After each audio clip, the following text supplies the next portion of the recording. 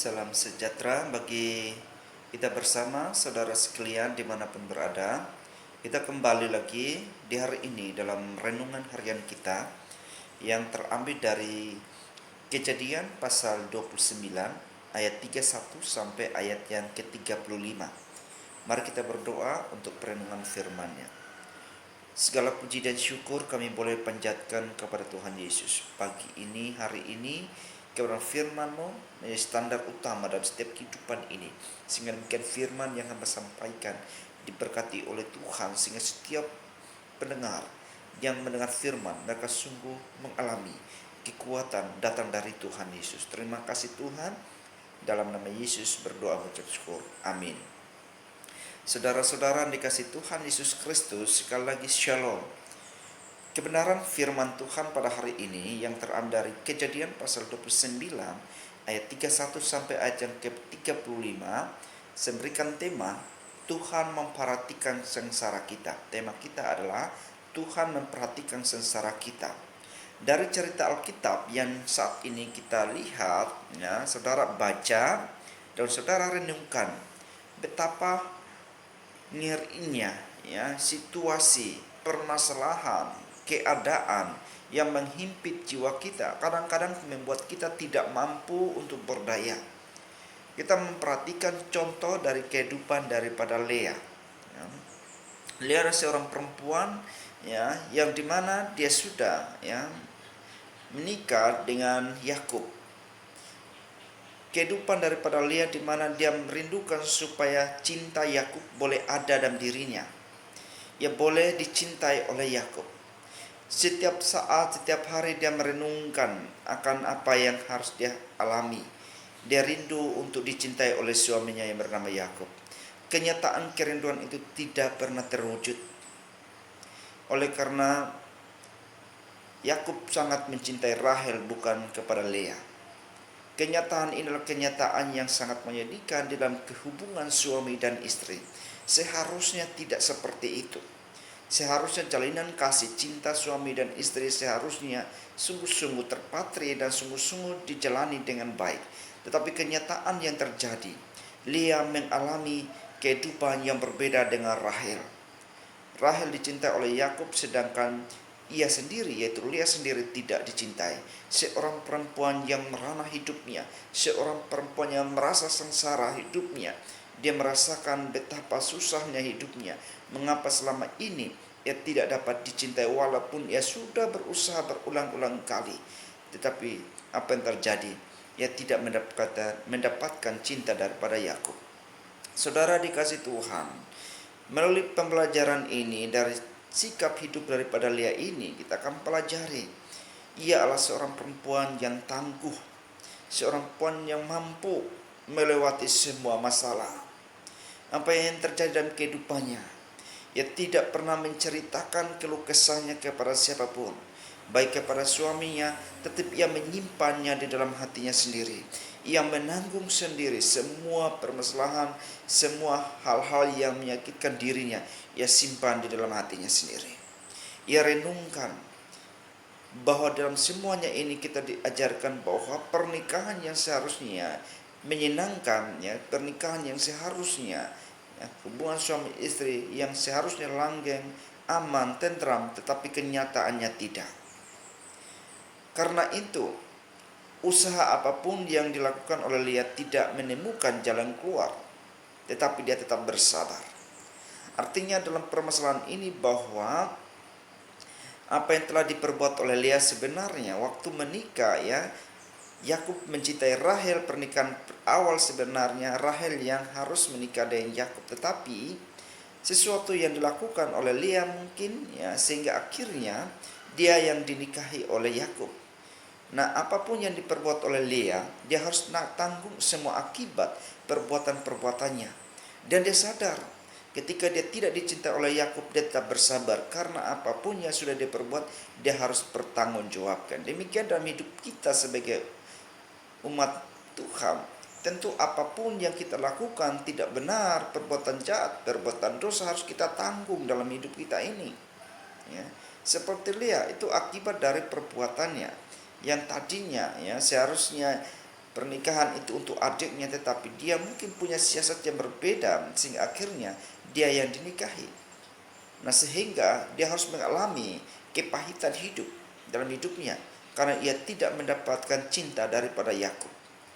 Saudara dikasih Tuhan, tetapi di sini saya percaya bahwa Lea tidak mau untuk mengambil keputusan untuk memisahkan diri daripada Yakub. Walaupun dia tidak dicintai, tapi ia bertekun untuk mengasihi Yakub. Dia tetap cinta dengan Yakub. Ia melakukan yang terbaik walaupun Yakub acuh tak acuh terhadap dia, tetapi dia tetap melakukan yang terbaik. Inilah perempuan yang sangat-sangat baik, yang tangguh.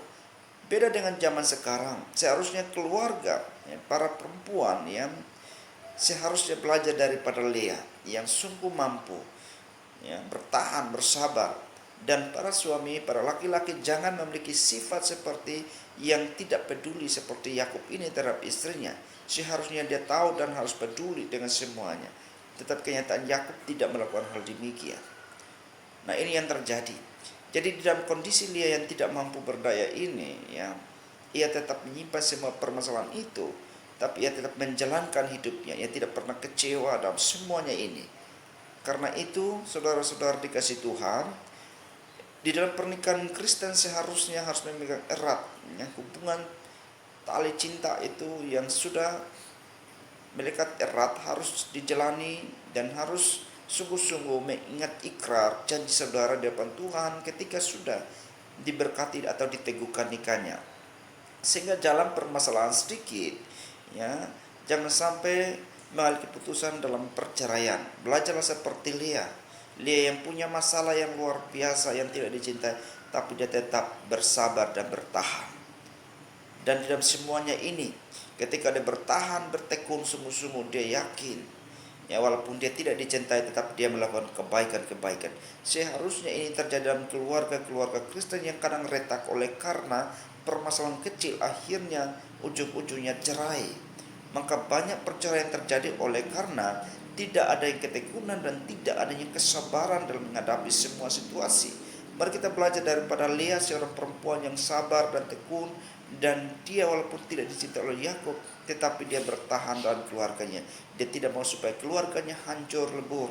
Oleh karena itulah kita harus belajar akan semuanya ini. Dari pengalaman daripada kehidupan daripada keluarga Yakub, daripada Lea ini akan menuntun kita betapa baiknya Tuhan dalam segala hal. Tuhan mengizinkan ini terjadi.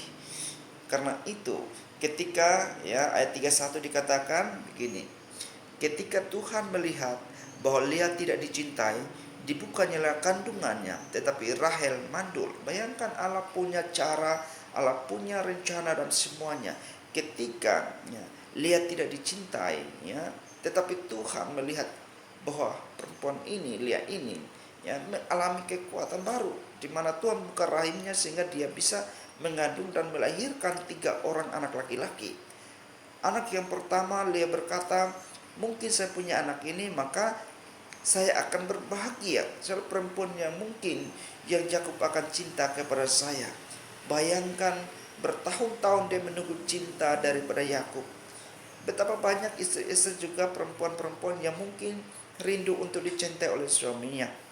Kadang suaminya acuh tak acuh, yang awalnya indah, tetapi dalam perjalanan pernikahan sudah 2-3 anak, 4 anak, mungkin cinta suami keacuh-acuhan itu mungkin terjadi.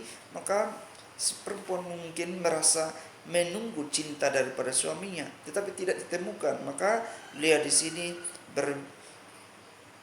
bergembira bahwa kalau saya sudah punya anak ini, maka pasti saya dicintai oleh suami saya. Anak kedua dilahirkan, anak ketiga dilahirkan. Dia rindu supaya mengalami hal demikian. Maka anak yang ketiga, itu dikatakan dia begini, ayat 35 dikatakan begini. Mengandunglah pula ia lalu melahirkan seorang laki-laki, maka ia berkata, sekali ini aku akan bersyukur kepada Tuhan. Itu sebabnya ia menamai anak itu Yehuda. Sesudah itu ia tidak melahirkan lagi. Sesungguhnya anak yang aku berikan nama Yehuda. Aku bersyukur kepada Tuhan sebab Tuhan memperhatikan sengsaraku. Aku bersyukur kepada Tuhan, walaupun aku tidak dicintai oleh Yakub, tapi aku bersyukur bahwa Tuhan mengasihiku. Tuhan peduli dalam keadaanku seperti ini. Berapa banyak hal yang sudah saya lalui, berapa banyak kesengsaraan yang sudah saya alami. Saya bersyukur pada Tuhan bahwa Tuhan masih peduli. Tuhan masih memperhatikan saya. Saudara dikasih Tuhan, pertolongan Tuhan pasti ada. Tuhan tetap peduli dalam kehidupan kita. Apapun yang sedang dijalani, apapun yang sedang dihadapi, ingat baik-baik bahwa Tuhan peduli atas kehidupan saudara. Tuhan tidak akan biarkan saudara tergeletak. Dari semua cerita ini, kalau kita menceritakan kehidupan daripada Lea, maka kita melihat bahwa dari Lea inilah maka lahirlah Yehuda. Maka suku Yehuda ini ya, yang disitulah muncul lahirlah Yesus Kristus silsilahnya dari suku Yehuda, dari Lea, anaknya Lea ini Yehuda, bukan dari Rahel tetapi dari Lea. Tuhan punya rencana dalam semua hal. Tuhan punya rencana yang ajaib dalam segala hal dalam kehidupan kita. Dan bersyukur bahwa dalam segala kesengsaraan kita, Tuhan tetap nyatakan kasih-Nya. Maka dari Lea ini, maka keturunan ya Yesus Kristus dilahirkan. Ya, kalau kita lihat silsilah harus dari Lea ini, karena dari Yehuda lah, maka kita lihat ada Daud, maka keturunannya sampai Yesus Kristus dilahirkan. Nah, ini sungguh luar biasa. Jadi Allah peduli dalam segala kesengsaraan hidup kita. Melalui firman Tuhan hari ini saya katakan kepada saudara-saudara dimanapun berada, keluarga demi keluarga Kristen, ingatlah bahwa kesabaran, ketekunan iman, bahwa Tuhan tetap memperhatikan sengsara saudara. Jangan sampai saudara takut mengambil keputusan yang tidak baik. Belajarlah seperti Lea, walaupun tidak dicintai, tapi dia tahu bahwa Tuhan peduli dalam segala hal. Tuhan perhatikan kesengsaraannya. Kiranya kebenaran firman Tuhan hari ini mengingatkan, dan saudara dengan firman Tuhan, saudara akan dibangunkan imannya.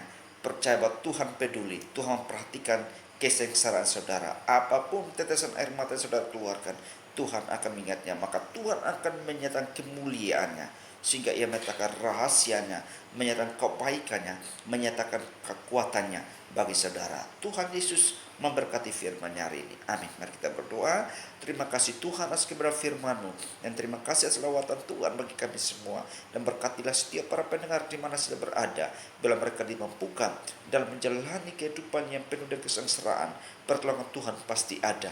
Terima kasih Bapa, dalam nama Yesus sudah berdoa. Amin.